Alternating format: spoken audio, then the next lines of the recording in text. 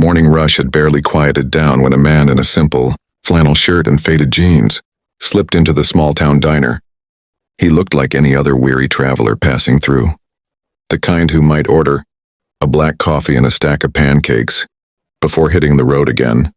Nobody paid much attention to him, and that was exactly what he wanted. For years, this diner had carried his family name, though few here realized he was the owner. He had inherited it from his late father, but unlike his father, he chose to run things differently, quietly from the shadows. Every now and then, he disguised himself as an ordinary customer to see how things really worked when the bosses weren't around. As he sat down in a booth by the window, his gaze swept over the staff. The clatter of dishes, the smell of frying bacon, and the soft hum of chatter created the familiar symphony of an American diner. But one person caught his attention almost instantly.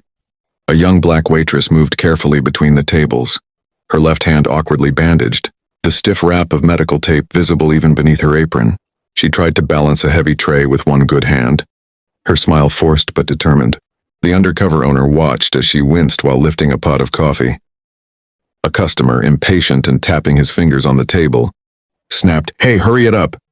Can't you see we're waiting?" The young woman swallowed her pain, whispered an apology, and kept moving. No one seemed to notice how much effort it took for her to hold back tears. Each time she flexed her injured hand, he leaned forward, curious. There was something about her resilience that struck him. Many in her position might have called in sick, but here she was, carrying on as if her livelihood depended on it, and maybe it did. When she reached his table, her voice was soft but steady. "Good morning, sir. What can I get you today?" He looked directly at her, noting the strain around her eyes. "Just a coffee for now, thank you." As she poured, her grip faltered. The pot wobbled, nearly spilling across the table, but she steadied it with her injured hand despite the pain. He pretended not to notice, but inside something twisted in his chest. Minutes passed, and he continued watching her navigate the diner. He overheard snippets of conversations from other customers, complaints about service being slow, jokes muttered under breaths about her clumsiness. No one asked why her hand was wrapped. No one offered kindness. To them, she was just another waitress in a world that demanded perfection for pennies. But then he noticed something else. Behind the counter, the manager, a stocky man with a permanent scowl, glared at her every move. His disapproval was obvious.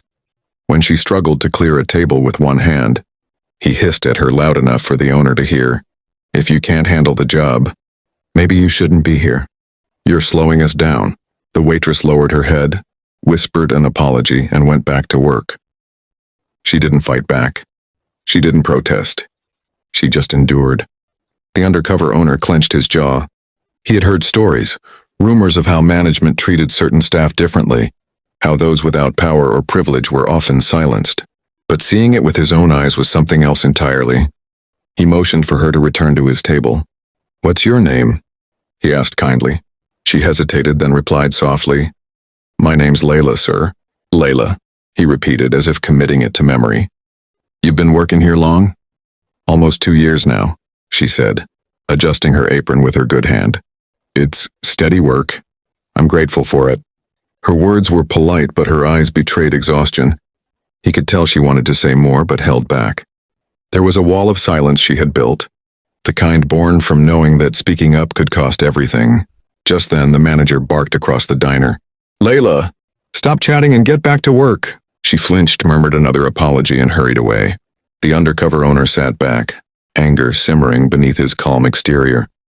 He had built this diner with the dream of it being a place of dignity, fairness, and community, but what he was seeing felt like a betrayal of that vision. He decided he wasn't leaving without answers. When the crowd thinned after the lunch rush, he asked for the check. Layla brought it, her movement slower now, the weight of the day evident in every step. As she placed the slip on his table, he gently touched the edge of her bandaged hand. "What happened, Layla?" he asked quietly. She froze as if no one had ever bothered to ask before. For a moment she didn't speak. Then in a hushed voice she said, "It's nothing, sir. Just an accident at home. I slipped, hurt my wrist. I'll be fine." She froze as if no one had ever bothered to ask before. For a moment she didn't speak.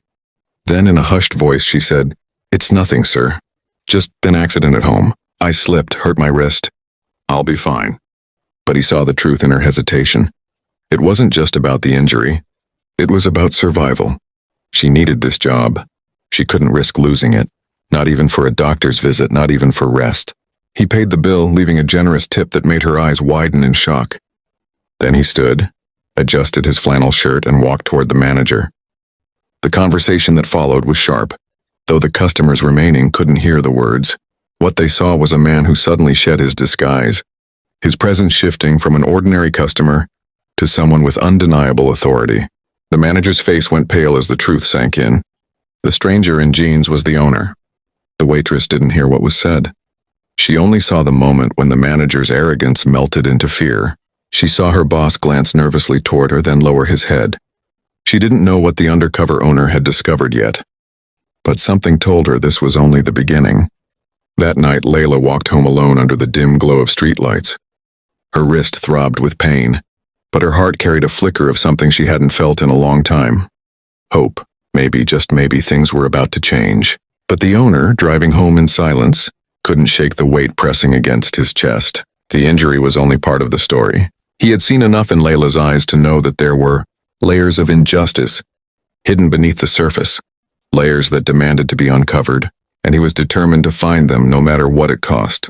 Because behind every broken hand was a deeper wound, a wound shaped by struggle, silence, and survival. And what he discovered next would not only leave him stunned, but change the future of his diner forever. The following morning, the owner returned to the diner. This time, he didn't hide behind flannel shirts or worn jeans. He wore a simple but crisp jacket, his posture straighter, his eyes sharper. Word had already spread among the staff, whispers that the quiet customer from yesterday was not a stranger at all, but the man who held the deed to the place they worked in every day. Fear and uncertainty lingered in the air, especially on the manager's face, but Layla walked in, still in her uniform, her hand wrapped tightly as before. She didn't know what to expect, and her tired eyes showed the weariness of someone who hadn't slept much. Yet when she saw him again, a glimmer of recognition softened her guarded expression. He greeted her with a small nod, as if to reassure her that she wasn't alone in this. He spent the day in the corner booth observing every detail. He saw how Layla struggled with tasks most would find simple, and how others barely offered help.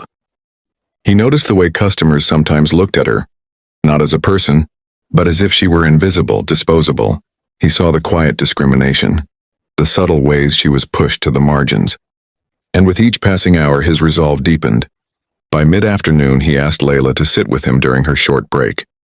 She hesitated. No one ever invited her to sit. But something in his voice carried weight, not authority in the harsh sense, but sincerity. She lowered herself into the booth across from him, tucking her injured hand against her lap.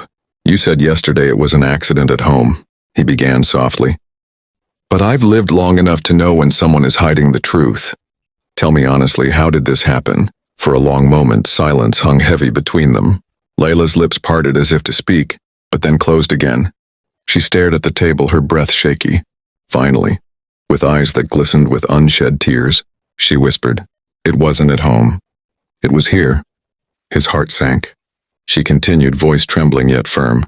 "2 weeks ago I dropped a tray. It wasn't the first time. My hand was already sore from carrying so much. The manager grabbed my wrist hard, right here in front of the kitchen. He said if I didn't learn to keep up, I'd be out on the streets. He twisted it. I heard the crack.